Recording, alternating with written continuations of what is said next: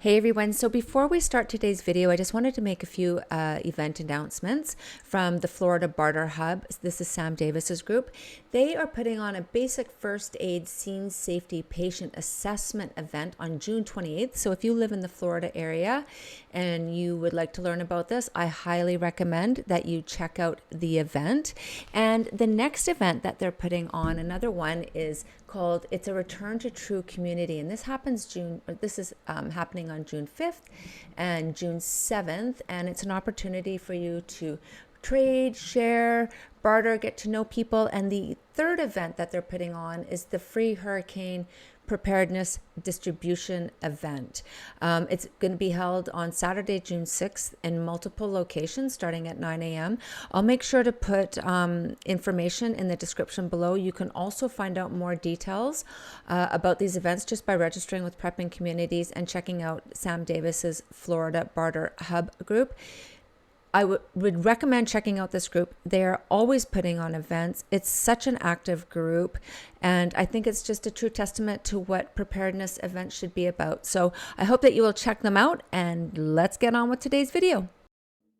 Okay, imagine this. Someone in your family, or you for that matter, you need medication tomorrow, but the pharmacy shelves are empty. Like there's no refill, there's no delivery truck coming, no hospital nearby with a room available. It's kind of a scary thought because most people assume healthcare systems will always be there because honestly, during normal life, they usually are, right? Like we got hospitals, we got pharmacies, we got ambulances, emergency rooms, walk-in clinics. Modern healthcare, it feels permanent. But healthcare systems are incredibly dependent on stable infrastructure working continuously behind the scenes. We got transportation, electricity, staffing, manufacturing, communication systems, refrigeration, the supply chains.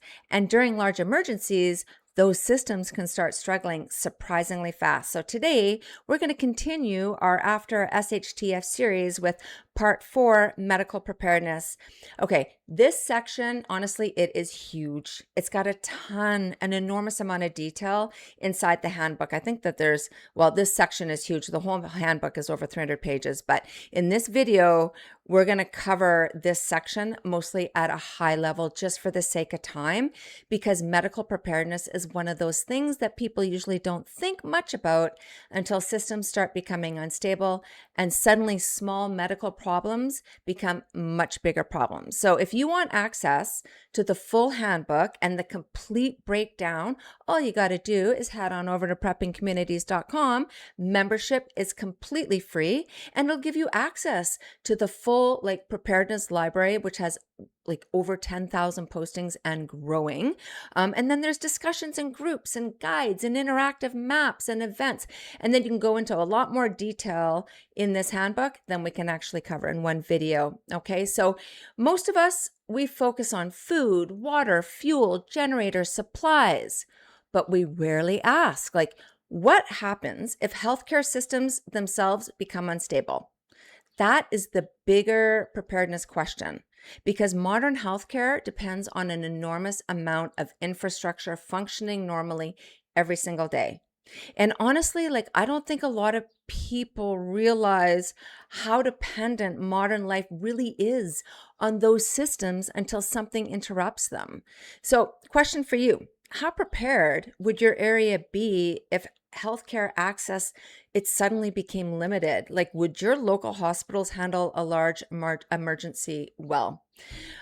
A lot, when we talk about something like prescription dependency, a huge number of people depend on medications every single day. And honestly, many people, they only have a very small supply available at any given time.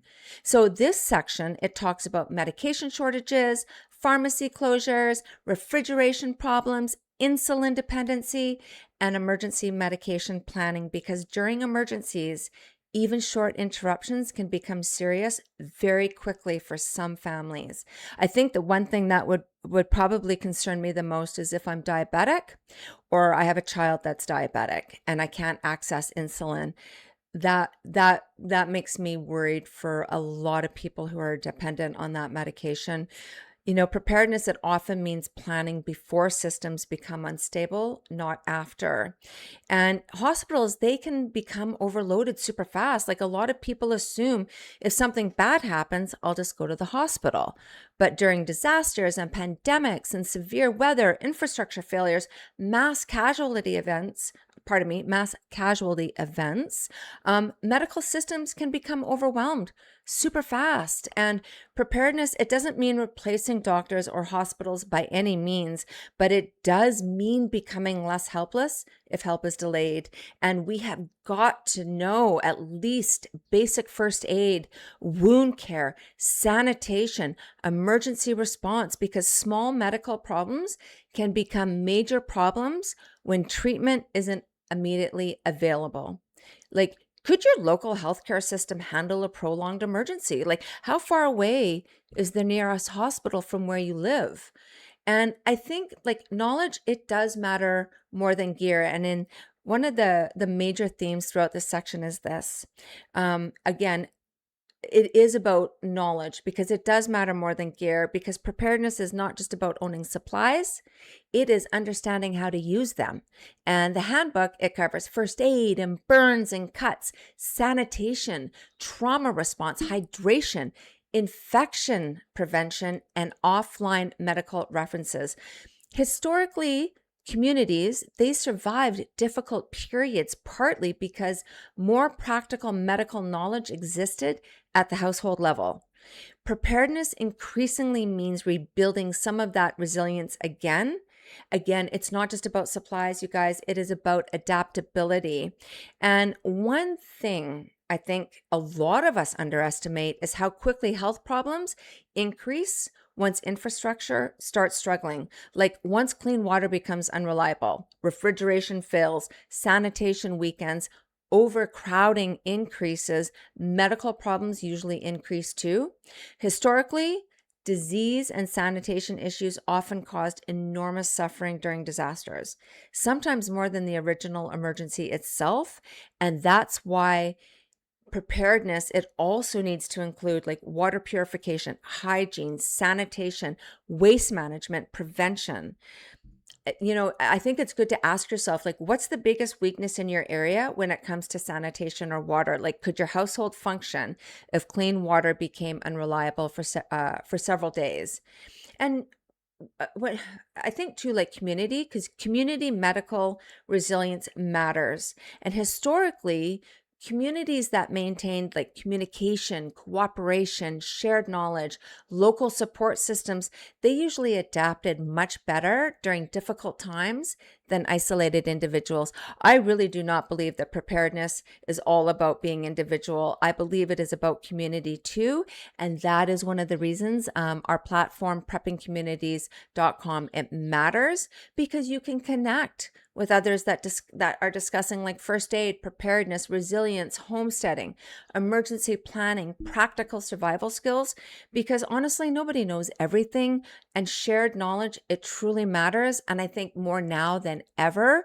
Another major theme throughout this handbook is offline knowledge access, because during communication outages or infrastructure failures, people may suddenly lose access to medical guides, references, emergency information, preparedness checklists, treatment information, and practical survival knowledge. And that is another reason why we created Prepper Offline. It's a fully self-contained preparedness library that you can download, store, and rely on without internet access. It contains a searchable database of over 10,000 plus preparedness and survival resources that works fully offline with no internet required. It's like a little mini website. It's very cool, actually. And once you download it, you just store it on like a USB drive, a flash drive, laptop, external hard drives, backup systems, and off-grid devices. Redundancy, it matters, and that's why we recommend making multiple personal backup copies and storing them in places like your emergency kits, your bug out bags, your vehicles, your cabins, Faraday bags, anywhere else that you may need access to preparedness information during an emergency, because knowledge, it is only valuable if you can still access it when systems are under pressure. And one of the biggest preparedness lessons in this section is this: Modern healthcare systems they're incredibly advanced, but they're also highly dependent on stable infrastructure functioning normally every single day. And preparedness, it is not about fear or panic. I never want my videos to be about fear or panic ever.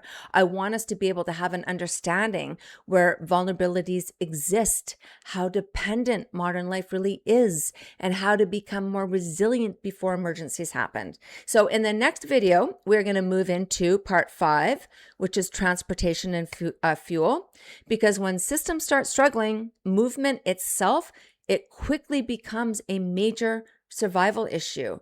So before we wrap up, what do you think is the most overlooked part of medical preparedness? Like, do you think it's medical shortages, first aid knowledge, sanitation, community support, something else? Please let me know in the comments below.